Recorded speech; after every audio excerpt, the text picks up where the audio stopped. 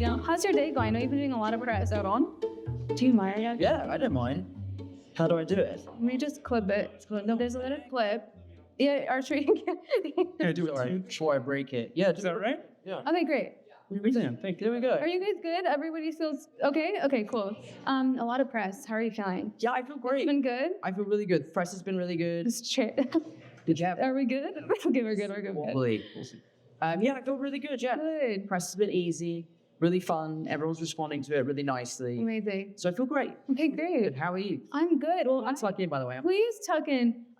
That's what it's for. So thank you for having a drink with me, first of all. My pleasure. I prepared a little menu of questions for you. Okay. So we're going to start with some appetizer questions. Okay. Get a little entree, and then we'll end with something short and sweet for dessert. Okay. Does that sound okay? Yeah, sounds great. Okay, first question is something that's kind of pressing. Okay. Will you be dressing up for Halloween? I just have this feeling that you might have like maybe a costume or two somewhere in the closet. Listen, I always dress up for Halloween, but it's a secret. Come on. Can't tell you. Really? Do you know what's interesting? I actually don't dress up for Halloween, but I've been talking about how we should take advantage of the fact that we could throw on costumes and wear a mask and go and have like a normal night out on the town and just kind of blend in and have a good time. Facts. So maybe we will. Can I make a suggestion? Go ahead. A can of BERO. What, go out as a can of beer? Imagine. What, like one of those funny, like, You know, like the puffy fucking thing? Of course. Yes, You could still hide like your face. Let's not about shout. And it's also great. Where's your marketing team? Exactly. Hello, hire me maybe? That's not a bad shout, actually. I like see the wheels turning. I feel them turning. What do you wish golf courses would offer at the turn? Food item, just one. You can pick only one. No beverages? I mean, Because of course I buy that to be BERO at the turn. well, that was actually something I was going to ask you because obviously you're a golfer. Like, is there a plan to get that in golf courses? I'm sure. It's absolutely one of the plans because it's where I spend most of my time. Right. So one of the things I love about being sober is I don't ruin my round of golf. Yeah. What used to happen is I would play, and the worse I would play, the more I would drink. Yeah. The more I would drink, the worse I would play. Yeah. But if I could have any snack, there is this one golf course, and they serve, again, this is kind of a beverage, Okay. but it's Go on, though. raw coconut.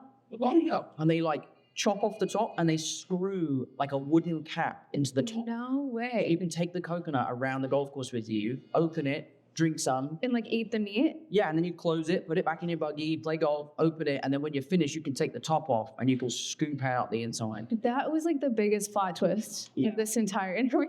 And I've only ever seen it at one place. I've never seen it anywhere else, and I can't get enough of it. Okay. I'll leave there with like 3 coconuts going through my buggy. That is a food item, so that counts. That's like a little duo action there. Okay. My entree. Are you ready for the entree? Uh-huh.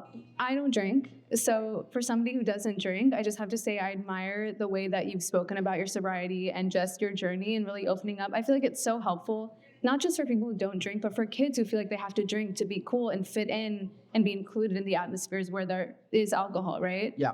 So can you just tell me what preceded that moment of being like, okay, I think we can actually like take something like this to market? I think what it was becoming sober and exploring the non-alc products and trying everything and not finding anything that ultimately satisfied me. Yeah. And I was really there are lots of products out there that I think have great flavor profiles and I think that taste really good, but there aren't any products for me that were really kind of capturing the experience and the essence of like sharing and drink one another. Yeah. So when I kind of came to that realization that there wasn't anything out there, I decided to try and figure out how to build my own. I met with all of these very, very clever people in New York who did a lot of the heavy lifting. I could not have done this by myself. But yeah, it was when I realized that there really wasn't anything for me, I decided like, if I want something to scratch that itch, I'm gonna have to make it myself. And I think the way that you've done it too, like you've talked about before, a lot of these non-alcoholic beers they're blue, they say alcohol free, like it's really giving this energy of lack when actually this is something that is an additive thing to your life. Yeah, thank you. I really appreciate that you picked up on that because the stigma against not drinking or alcohol-free drinks is that you're lacking something or you're missing something. And for us with BERO, like one of our slogans is to expect nothing less. It's about what you gain, not what you lose. And I was losing so much time in my life, hungover and waking up in the morning like, oh, why didn't I say that? Or Yeah.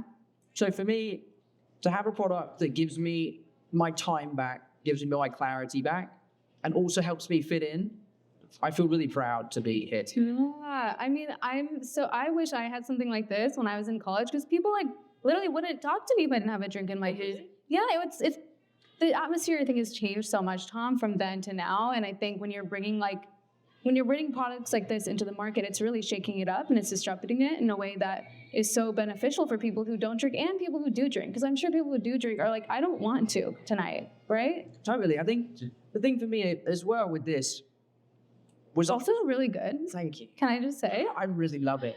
I'm drinking far too much of it. I think for me, one of the really important aspects of the brand's narrative was to never kind of like push sobriety down people's throats. Yeah. We want to have a product that represents everyone. And if you don't want to have a drink on a Monday night because you have a meeting Tuesday morning, hopefully BERO can be the product that scratches the itch that you have in the evening. Yeah.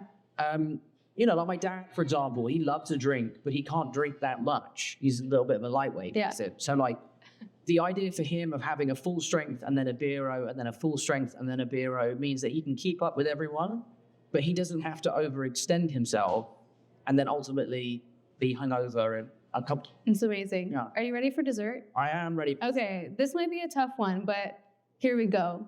BERO Pilsner, BERO IPA, or BERO Noon Wheat. You got to pick one. What my favorite? Yeah, I know it's like your child. Because you know what it is for me, what I've been realizing on this press show, that we've had them all here. They're all cold. They're all ready to go. They said they're all really good for different stages of the night. Right. So I've been starting my night off with the Edge Hill IPA.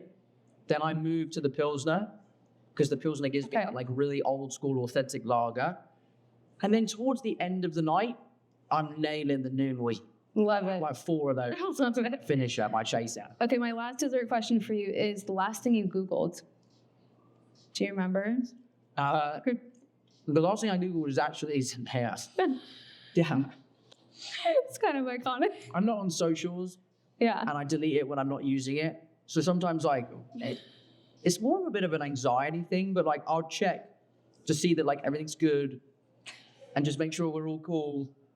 So I just give a little Google, look through the news. I'm like, she's good. That's fine. Really sweet. Tom, thank you so much for spending time with me today. Really appreciated meeting you, and congratulations. Thank God. Thank you so much. I really appreciate it. Fine. This is awesome. Thank you. Thank you. Okay, great. Freezing cold. I know, it is really cold. Okay, cheers. Yay. Take a sip, maybe? I think it's a video. It's a video, right? Is it a video? That's great. That's After the video, That's I'm good. like, all right.